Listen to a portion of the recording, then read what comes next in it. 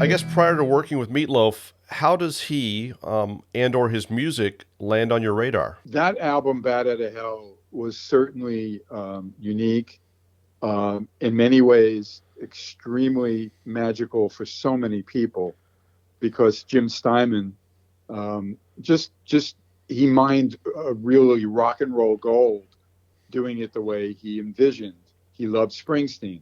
I'm not necessarily a Springsteen fan, but I got that he kind of put together a very, very interesting combination of rock and roll music that nobody else really could have sang a theme album like that other than a 325-pound guy named Meat Loaf, okay, in a tuxedo, okay, with the handkerchief, So the concept that they have, and they got slammed everywhere they went to try to get a record deal, they got shut down. Yep. Nobody believed in it. But I'm watching the Marilyn Monroe special on CNN, and nobody believed, the big head of the, studio there didn't believe in her. Okay. How do you not see gold? Okay. But anyway, the people spoke, somebody believed, gave Meat Loaf a record deal. And I'm introduced to him with my brother because he needs a touring band. And he did wisely put together an incredible group. I was just on the phone with the drummer, Joe Stefko, who I still keep in touch with, who was very close to Jim Steinman and had been speaking to Meat Loaf a bit in the last year. Yeah. Okay. And we were both very bummed out this morning. And our biggest regret, we always fantasized, could there have been ever a reunion of sorts of the Bat Out of Hell, kind of touring band for that first record? We did Saturday Night Live. We did arenas. We did stadiums. We did a world tour.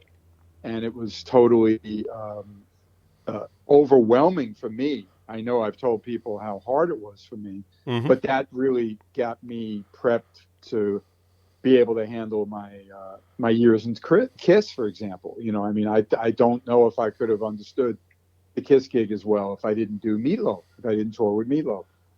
So not only was it a great thing for Bob and I, my brother, and Bob went on and did much more with Meat Loaf, but I still felt like the Bat Out of Hell that was like being in the, makeup Kiss, if you get what I mean, in Meat Loaf's career, the way I looked at it.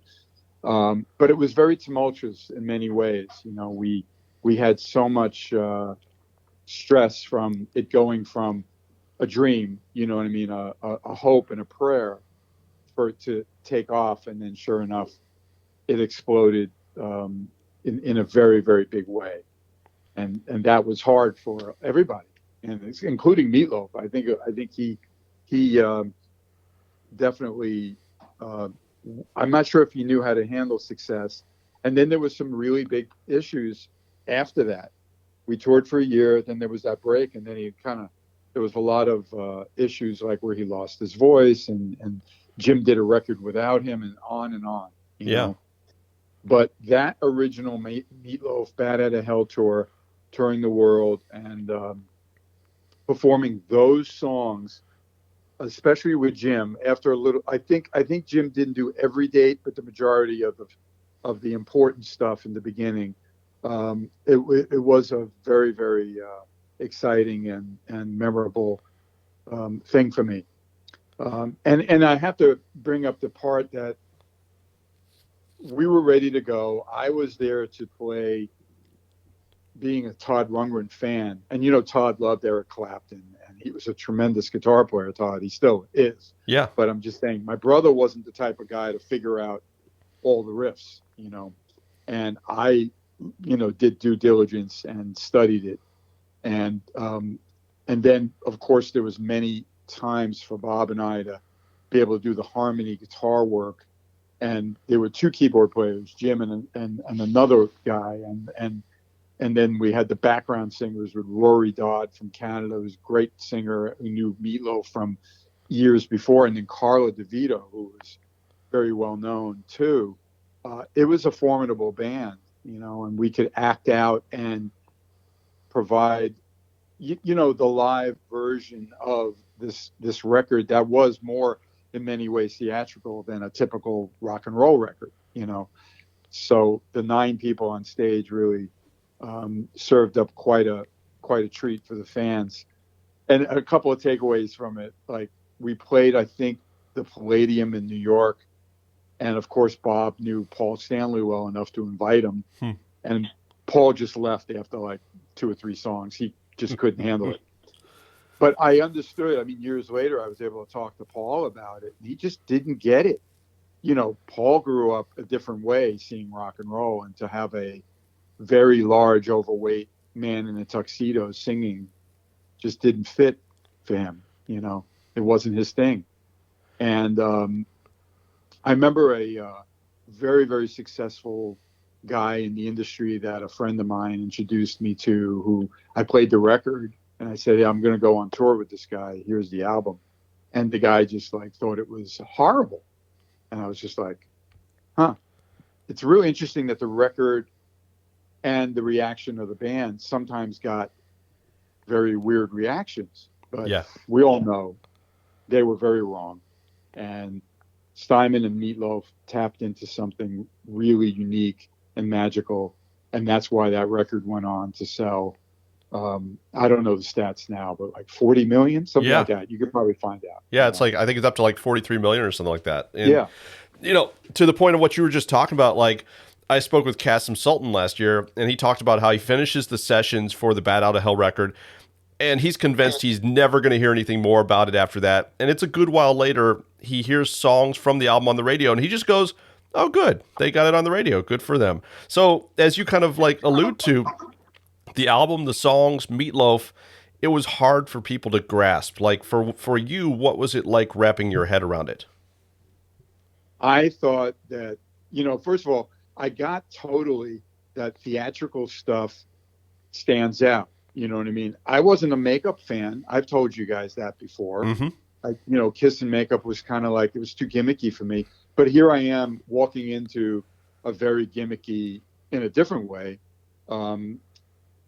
band, But once I started to rehearse with them, I thought we were, very formidable. And obviously that leads me to really where it started to really happen for the band. The management and the label were able to get us to play at the CBS record convention in New Orleans. And I know I've shared some of those photos in my brother's memorial and things. And at that gig was people like Billy Joel and other signed CBS artists, and we blew him away. The energy from the band and Meat Loaf, let's face it, he was just an over-the-top performer who owned it, and that's the way he lived his life. He was his kind of passion and his, he had a unique ability to just, he was very, very brave and had no fear of. He had a theory to how to entertain that was, I heard him kind of express it when he did the Rock and Roll Fantasy Camp, and that was really fun to have him there at a time, when I was one of the counselors, and I remembered interviewing him, and it was a lot of fun. It's one of the pictures in the collage I just shared on social media. But when he wanted to mentor the band, because that's part of what you do at the camp, his approach to how important it was to be over the top and to have everyone see you was in some ways not that different from the Makeup Kiss, if you know what I mean, or Kiss's credo. So it may be a different approach, a different look, but it was still in the same vein of making yourself memorable. And he sold that in a big way to these guys who obviously were just really accountants and bricklayers and, you know what I mean, postal workers who have an instrument in their hand and they're learning how to put a band together, So Meat Loaf's approach was always very much to be, bigger than the average person would think. And it's not just about singing or just about the playing. It was about, embodying that essence of rock and roll, What was the audition like getting the gig? There were a lot of people in the room. It was at a big, rehearsal place. It was kind of cattle call in a way, but my brother had his, connections in New York and got us the audition. So I think the gimmick of the two brothers was pretty obvious for them, and there was no turning back. I remember that we introduced the management to the bass player that worked with Paul Stanley, Steve Buslow, who did some session work on the Paul Stanley record, and he became the bassist. We didn't know Joe, the drummer. Carlo obviously was mined from his, theatrical, because the original singer Ellen Foley did not want to tour, but Carlo was a perfect embodiment of that kind of Betty Boop persona that Meat Loaf could then get into on Paradise by the Dashboard Light. As you know, that was like a crazy. The song, I think, is 9 minutes on the album, but live it went on even longer. So. And then Paul Glanz was a keyboard player that came in, so there was more for Jim to, for freedom for him to just be on a piano, because there certainly was organ on the record. And Rory Dodd and, of course, Carla, I think they were there already. So I think in some ways just the string players were the last ones, my brother and I and Steve. But we got to work. I remember I had the right guitar, a vintage Strat that I was dreaming about last night. It's kind of weird. Anyway, but I meant to mention that to Lisa this morning. But that Strat, Todd's tone on the record was more probably his Mustang or whatever. He always played a certain Stratocaster or an SG, and it was closer to that. And then Bob had the BC Riches, which looked like weapons, which... believe me, there were some times that Meat Loaf would be a little out of control at a sound check, and the next thing I knew, my brother and him were getting into it, and I'd walk off the stage. It wasn't always an easy gig for me, Yeah, you've mentioned that.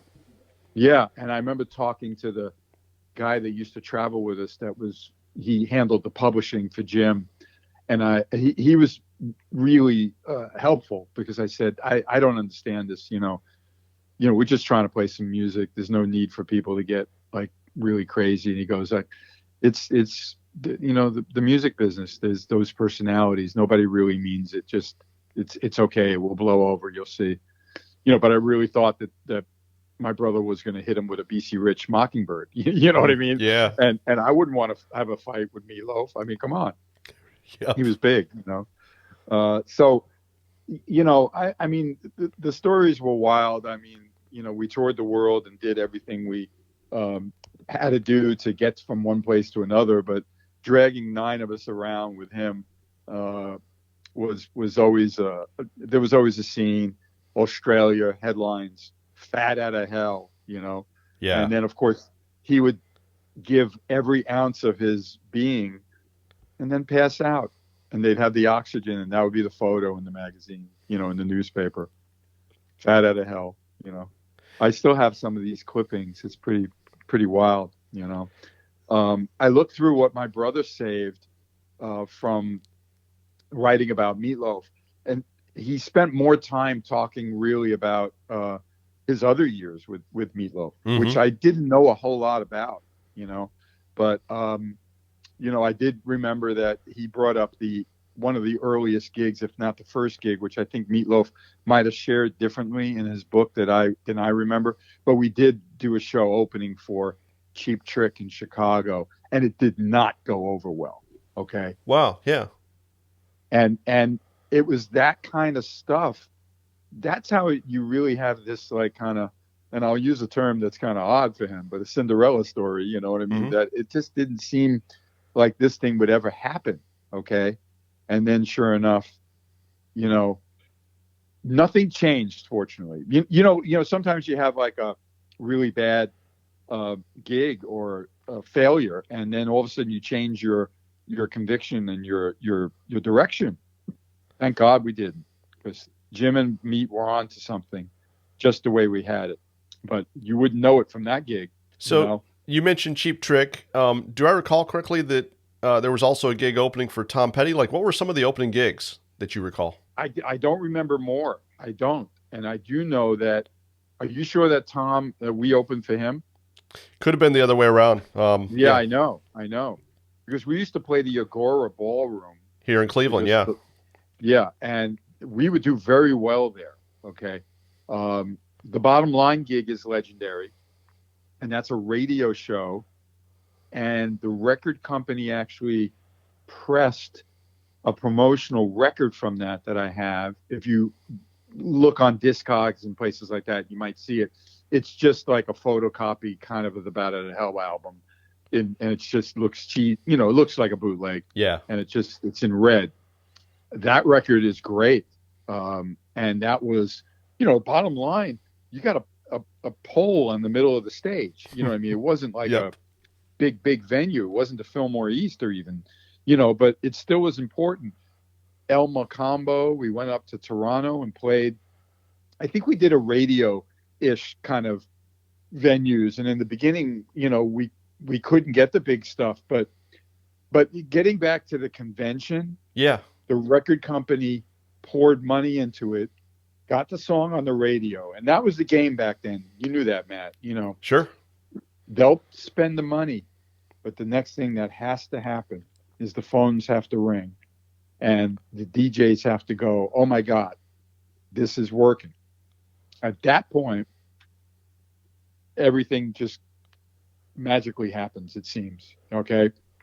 Because I know that, the Blackjack band I had with Bolton, we got a shot at radio, and it wasn't this, you didn't get that reaction. That Kiss never really did that well either until the live record. Something broke, right? And a song takes off.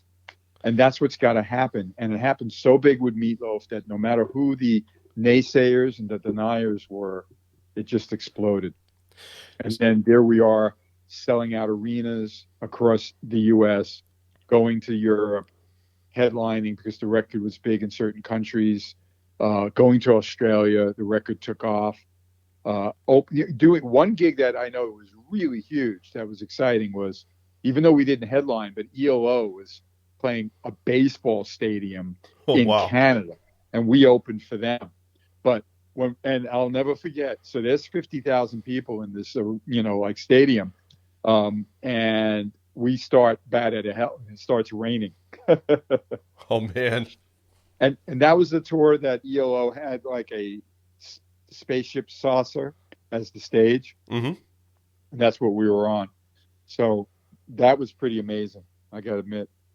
So what can I say other than every gig we killed it, and he gave every ounce of his being, and no one left that show forgetting Meat Loaf. And it had to end, just like, the reunion tour had to end after a year or whatever, right? For Kiss, you know what I'm saying? Yeah. And then you regroup, and then I think everything after that went really sideways. And I was glad that, I was able to morph into doing different things, and eventually, of course, getting the Kiss gig. But I did find that fact that he couldn't follow it up in a timely fashion odd and tragic. But eventually he got back his footing, and then he had the huge hit with the, I Could Do Anything, Yep. So I, Meat Loaf always had legs, as they say, and forget his successes in acting, and then Steinman able to turn Bat Out of Hell into the theatrical thing. And, this thing will always be a big part of the entertainment business. I just think it's that's why I'm seeing so much press and love and people reaching out. But I'm very, very flattered that they care and they've been reaching out to me. But I'm really happy that he made that impression on everybody.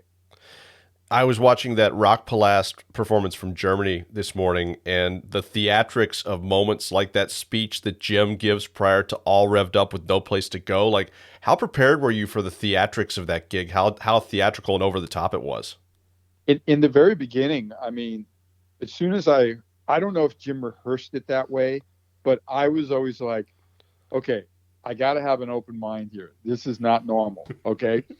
Jim, I knew, was eccentric, and that's part of his genius. And we all know he was a genius. And losing him was very, very unfortunate too. Yeah. And I spoke with Joe Stefko quite a bit about Jim, because Joe was very close to him towards the end. He was one of the few people that was visiting him frequently. Okay. So I knew a lot about Jim's wishes, even though he had that stroke and he couldn't really speak, but Joe was with him so many times, and it blew my mind. And it was really great closure for me about a lot of the Meat Loaf stuff. And of course, Meat Loaf was involved. Meat Loaf brought them back, rather Steinman brought Joe and Meat Loaf back together. So we were just talking about that again this morning, because, and I felt more connected with Meat Loaf recently with Jim passing, because of that cameo that a friend of mine booked me. And that was related more to Bob passing away. And Meat Loaf talked about Bob for 45 minutes on the phone with me, with the cameo. Okay. Which blew my mind. Lisa last night said, you better have that cameo on your computer, because, there's a way to download what do you receive as that cameo gift, from someone. I was just like, oh my God, I found it this morning, and I'll watch it, I'm sure, this weekend. But Steinman was so eccentric that, nothing he could do would shock me. I mean, come on. He'd be like, I'd like you to make your guitar like a milkshake. I'm like, okay. Make it sound like a milkshake. All right. So I knew I was dealing with these people that were 1 foot in rock and roll, 1 foot in theatrics. So it was brilliant. Now, you mentioned that German concert, which is probably the most definitive product out there of us live. Okay. And I have many copies. I watched smatterings of it, but I was so angry that the mix for the beginning, at least, of the concert, the Bat Out of Hell thing, you barely hear me. My brother's way louder, and I'm doing all the important Todd Rundgren leads in Bat Out of Hell. Okay. It's shot so dark. Our lighting wasn't really great. Of course, there'd be a spot on Meat Loaf, but so to me, I was like, they didn't capture it well enough, even though, of course, you know how you feel if you don't have many other options, you're grateful for anything.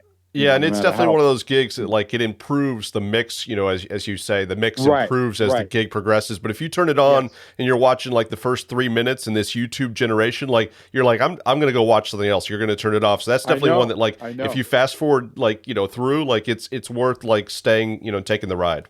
Right. And I'm really upset that Saturday Night Live is so copyright protected of us doing that show. Yeah. Okay. That you can't find that easily online. I did buy the DVD that it belongs to, but and that we did the ballad, and 2 Out of 3 Ain't Bad.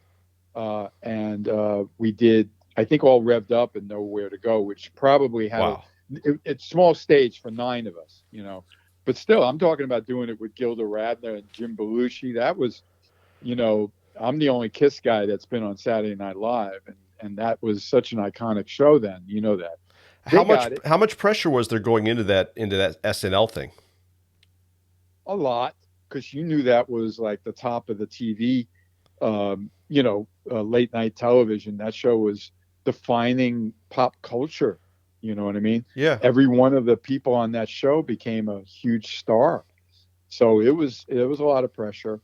There is a pretty good, and I'll tell you a funny thing. It's one of my, I love to put a Band-Aid on my face when it's shown, because it's like a big boo-boo I do. We do Old Gray Whistle Test. Okay. Yeah. And we do Paradise, but now that's shot really well. Yeah. And there's the camera on my guitar, the one I had a dream about, the Stratocaster. And I'm supposed to go, ba-ba-da-ba-bow. It's like a horn line almost, is what the guitar is doing in double notes. And I flub in the middle of that riff. And I'm like, oh my God, this is live on television. And there it is. Well, I think my batting average is high, but on that one, I struck out. You know what I'm saying? Yeah. I was very, very bummed out about it. But the rest of the performance was solid, and Carla and him are magical, and it's a great, great, great video on the Old Grey Whistle Test, which is a fantastic show to see some of your heroes. You know, it really is. That one really captured people, and that was just about performing. There weren't comedians necessarily. You know what I mean? Like Saturday Night Live. And I remember going backstage for Saturday Night Live, and again talking to that same guy, the guy Earl, who was the administrator with the publishing, and I'm like, you could barely see anybody. We can't fit 9 people on the stage, but you're on Saturday Night Live, Bruce. You know what I mean? It was just like, oh yeah, I'll shut up now. So you know what I mean? Going back just a bit, you talked about like the complicated guitar parts that Todd Rundgren played on the original record. Like, and I know that, as you kind of mentioned, that was a reason that, Bob wanted you to be part of it, because you were the guy that was going to go through and learn that stuff. So what was it like going through that learning process? And in your memory, like, what was the hardest thing or hardest song to get down? It probably was Bat Out of Hell, actually. Yeah. There's some really fast riffs. I mean, I have techniques now. I have some apps that slow things down, and I could really study something. I didn't really have that back in the 78. But the great thing about Todd is that one of his biggest influences is that kind of British blues guitar playing, like an Eric Clapton. They knew each other. He got that full guitar from Clapton, actually, the SG. So it kind of like his style was on my radar. So it was hard, but it wasn't impossible. And, Todd sat in with us twice during the Bat Out of Hell tour. Oh, wow. And the first time they convinced him to play with us, and he didn't have his guitar or amp. I gave him the Strat that I had to dream about, which was a 63 natural wood Strat, rosewood fingerboard. And, a Strat is different than the Mustang that he was using a lot, or an SG. And he didn't play it well. I don't think he was a real big Strat fan. And even though he played a Fender, the Mustang is different. So I remember being crushed that Todd struggled, because he was one of my heroes. You know what I mean? And he came back the next time with his gear, his own amp, his tech, the Mustang, you know what I mean? And he killed it.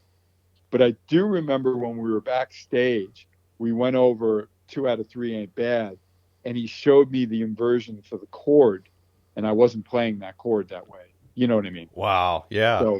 So that was really cool. And that was no different than me meeting Steve Vai when Kiss played with Whitesnake. And I go like, that song with Frank Zappa, I think this is the chord. He said, no. I was real close, but he showed me the chord. So I always loved that. You know what I mean? That I could actually have the artist, show me what they'd used. You know what I mean? How they played the inversion. Those are really cool moments. I was just listening. Dweezil Zappa is doing a podcast about Van Halen, and he had Steve on as his first guest. And so Dweezil shares a memory of how he was playing Running with the Devil at like a high school, talent show or something like that. Yep. And Eddie's in the audience and comes up behind him and like puts his arms around him on the guitar to show him how to play Running with the Devil correctly. And wow, so you're right. Like moments like that for you as a player, they're priceless. Yeah, and I love it how many people share some of my Kiss era riffs, and then I go like, okay, you're 90% there. You know what I mean? Yeah. And I love I can't reach out and just show it to them, but I meeting Todd was fantastic, and ironically enough, Todd was at one of the fantasy camps as well, and the promoter David Fishoff asked me to interview him, which was a real honor because I was a big Todd fan. And we were able to talk about Meat Loaf and some of the other things. And obviously Chasm part of Utopia, you mentioned him earlier. Yep. And, Todd did that record the way Todd did every record. But it was a wing and a prayer. And I think they couldn't offer him a lot. I think his deal was a lot of points and stuff. Yeah. And boy, was that a good move. Yep. I think he bought his Hawaii home with Bat Out of Hell. You know He what I mean? did. Yeah, I was going to say Yep. years later he sold his, he sold the rights or whatever, and he's Yep. like, I bought a place in Hawaii, no regrets. That's where I live now, Yep. and Bat Out of Hell paid for it. Yes. Yes. So he kind of, it was funny that he's another guy that worked with Grand Funk, Yeah. Meat Loaf, right? And I know, I'm a big fan, and I remember, I think at that Meat Loaf show we did Just One Victory. Oh, And cool. Joe Stefko was a huge Todd fan, and I knew Todd stuff, but I didn't know every stuff, and I had to learn that for the first time, and I was kicking myself why I didn't know that song before that opportunity, that we had. And not that long ago, I'd say in the last couple of years, someone on eBay posted a photo of Meat Loaf with us on stage, and I bought the photo. It's a very wide panorama kind of photo, but I had to have it. You know what I mean? That's cool. Because that meant a lot to me, to be on the stage with him, with Meat Loaf. So again, those were some of the amazing memories that, each band that I've worked with had something very, very, interesting and things that are etched in my memory. But there were quite a few Meat Loaf things, that I'll never forget. And what could I say?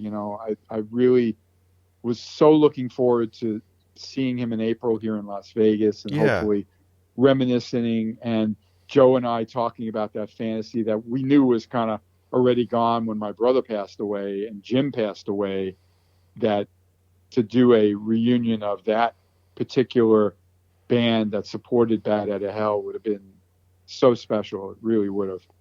So here's the last couple things. You were talking about Meat Loaf and Jim, and that made me wonder, like, in general, what was it like off stage traveling around with those two? Like, what were they into when they're not on stage? Like, what were kind of hobbies and stuff that they enjoyed doing on the road?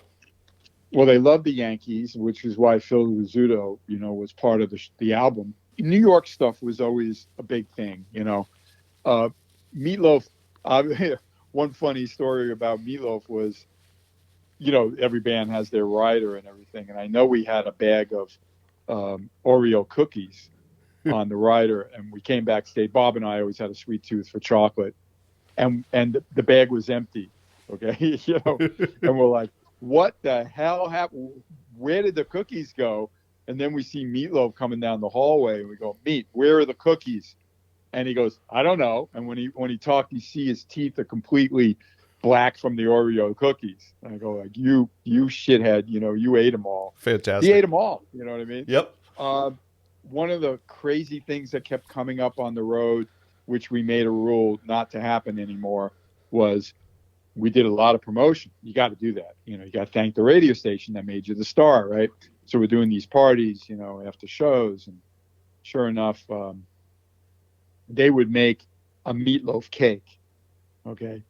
That's kind of gross. You make it's a cake, but it looks like a meatloaf. What I mean? They sometimes they made a meatloaf but put cream cheese on the top, real meatloaf, and made it like a cake, So anyway, we had some rules about please no meatloaf cakes and things, because it was just too much, But we did, travel like a circus in a way. It really was.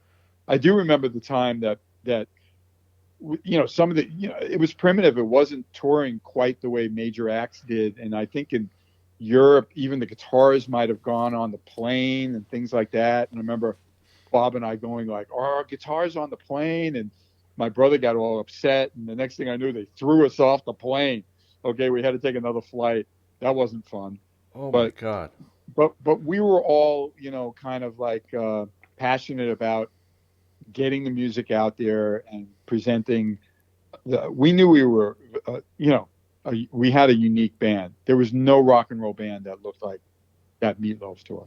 Nothing. There's nothing that could compare to that. With some hindsight, how did it compare for you to doing a Kiss show? Because both have a lot of moving parts, it would seem. The biggest difference would be I realized how animated Gene and Paul are on stage. And I couldn't be in the beginning, as everyone knows, because I was just like, oh, my God, I'm in Kiss and I'm playing some complicated riffs here. I'm not going to go crazy. But at the Meat Loaf stage, I didn't have to put on a show. That was going to be Meat Loaf, okay? And then, the scenes for Carla to work off of him. He could command the entire stage. So that was a difference, because I did have to learn with Kiss how to entertain and move around the stage, and I did. Not in the beginning, I didn't very well, but I certainly learned how to run up the riser and be everywhere on the stage and perform. So, and you only have really one major focal point. With Gene and Paul, you had the two iconic, people in the creators of the band. So it was different that way. But I certainly did learn what it was to tour as a group and travel and be in arenas and do TV and just go to other countries and everything. That was more like what I think I learned from it. Have a tour manager, have do the promotional things for the record company. It was a great opportunity for me to get my teeth in the music business in a big way. But it wasn't my band, but I was a part of it. You know what I mean? So final bit, just going back for a moment, what were the circumstances of that Cameo video that you got from Meat? Well, I met a guy who is a big fan of mine, who's very successful, and he knew my connect. He was a huge Meat Loaf fan, and he's a big Kiss fan. So he wanted to have Meat Loaf give me a cameo. You know what I mean? Wow. So I was very, very grateful. And it might have just been related to some time after my brother passed away, or it might have even been for my birthday. I can't remember. I have to go check it. But it was very kind of my friend to do that. And it was like 45 minutes? Yes. I literally looked at it this morning on my computer. And, when you download a .mov or video thing, it says how long it is. And it was 45 minutes. Crazy. That's incredible. What a cool gift to have. Like, and was he telling stories about you? Like, what's the substance of it? He mostly told stories about touring with us and how he felt. And a lot of it was related to my brother. And I didn't share it because it was kind of like a private thing. Yeah.